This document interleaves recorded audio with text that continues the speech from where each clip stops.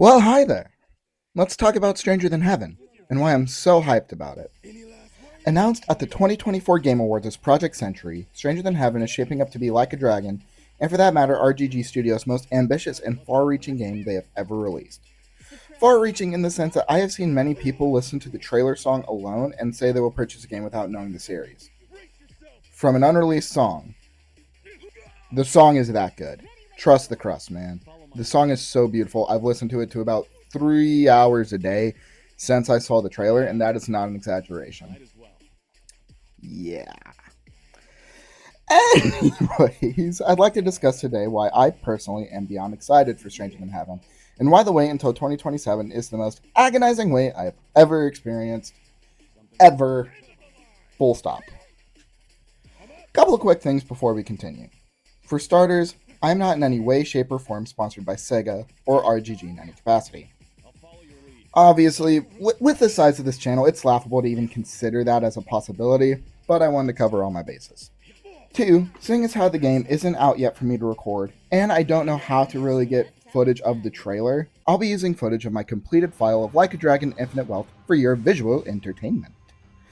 It's all RGG anyways, and technically it's all Like a Dragon. Also, please forgive any botched name pronunciations. Finally, I'm still trying to figure out the core mechanics of what I want this channel to do / what I want it to be. So I appreciate your patience and bearing with me as I figure out all that jazz. With all that being said, let's dive into it. How familiar are you with Gang of Dragon?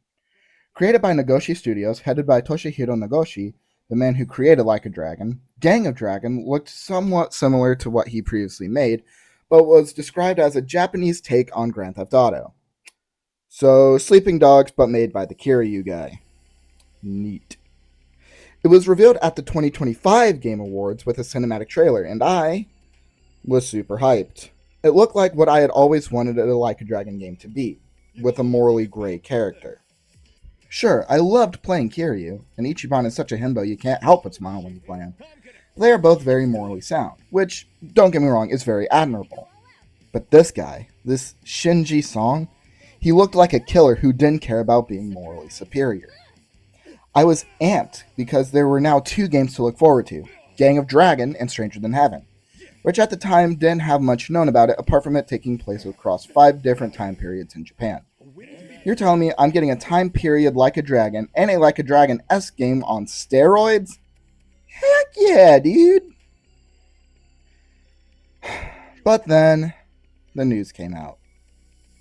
NetEase, the people helping pay for Gang of Dragon, aren't paying no more, leaving it dead in the water, with no news and all signs pointed to it being cancelled.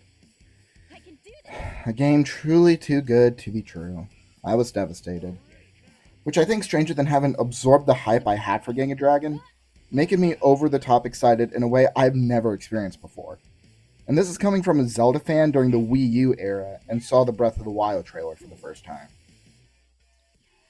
It also helped that once we got the trailer for it, it looked just as ferocious but significantly more cinematic. Gang of Dragon, wherever you are, I love you, and I hope to one day play you. But for now, Stranger Than Heaven has filled the hole you left in my heart, and its shoes are now bigger to fill. I would be pretty remiss if I neglected to talk about my unyielding love for Like a Dragon, formerly Yakuza, as a significant part of my excitement for Stranger Than Heaven. I first got into the series in 2019 with Yakuza 0 as a self-reward for a relatively hard year for a magnitude of reasons, and played through the rest of the series during my senior year up to the current release at the time, which was Yakuza 6 The Song of Life during the COVID-19 pandemic. Shoot, 2 crummy years back to back.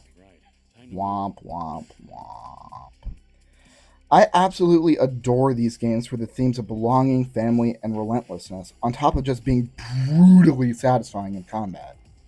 No joke, before lockdown happened, I gushed about the series up to Yakuza 3, I want to say, completely in Spanish for my AP Spanish 4 class. That's right, I was that kid in school. Ah, shoot.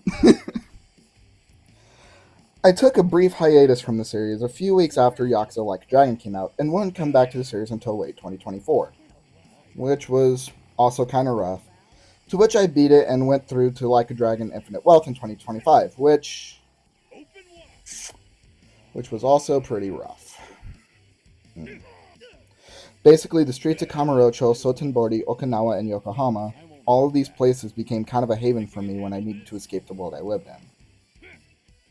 Maybe one day down the road, I'll talk at length about these games individually and why they mean so much to me, more so than what I have said, but for now, I'll leave it at that. Now, why does this leave me chomping at the bit for Stranger Than Heaven? Somebody may be asking. Well, that's an excellent question. Thank you for asking. I got off track for a second. The themes of belonging and finding your family seem ever so abundant in the trailers.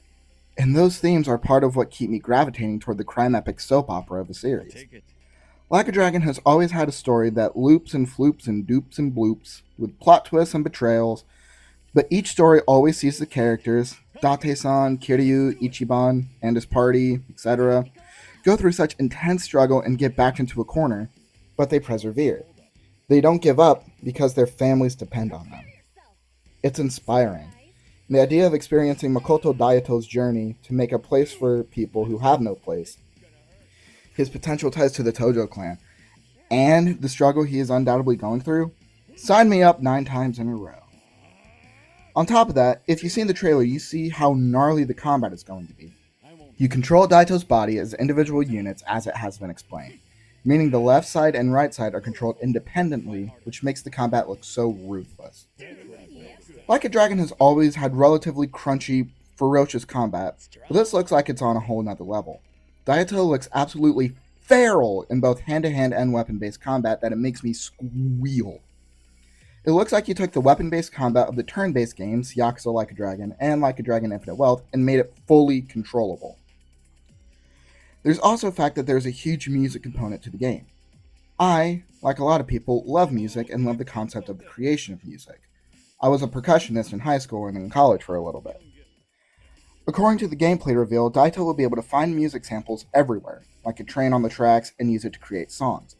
It kind of reminds me of that one side quest in Spider-Man Miles Morales when you look for Uncle Aaron's secret mixtape. I enjoy that and hope it's similar and more enjoyable. Finally, there is the mystery of what the game has to offer. Mind you, we just have the trailer. A very good trailer, as it has built up a lot of hype around the game. But there's still so much we don't know. We know that the game will take place throughout 5 decades, dating from 1915 to 1965, but that's really it. We don't know anything in terms of side content. A lot of Like a Dragon's charm comes from the quirky situations and characters you find yourself in through their abundance of side content. It gets pretty absurd at times, which always led me to say the phrase, Yakuza is weird, whenever I would talk to my sister about the games. With a title like Stranger Than Heaven, surely we end up in some wacky scenarios, right? We also don't have a lot of knowledge about how Daito will interact with each time period, how much time we spend in each time period, and how it will tie to all the other Like a Dragon games. Or why the title is Stranger Than Heaven, and if that will be incorporated into the story somehow. The unknowing is causing me to be more excited, and I can't wait to finally get my hands on it when the time comes to let the mystery unravel. Now, despite how hyped I am, there are a few fears I have about Stranger Than Heaven. Like, what if it comes out a buggy mess, virtually unplayable? That's a fear that you have a lot nowadays with every game, even if it's from one of your favorite developers with a reputation for quality games. And for as much as I was gushing about the combat, I'm worried it may be a little clunky or the controls will take some getting used to. It sounds super cool, but it also sounds like your fingies are going to be doing a lot of squirming. But I really won't know until the game comes out. And even then, I'm just way too excited for Stranger Than Heaven to be released, or get more news about it. Even if I wasn't a Like a Dragon fan, or didn't have a connection to the games, I would still be super excited. Thank you for letting me ramble about the obsession. I hope it was somewhat enjoyable, and hey, if you're excited too, let me know. Or if you weren't, but now are, I should go into marketing. I'm just playing. I love what I do too much. I work in IT. See you in January, Stranger Than Heaven. I'm ready for it. With that being said, I've been Thomas from Thomas Talks About Gaming, thank you so much for watching, and have a good one.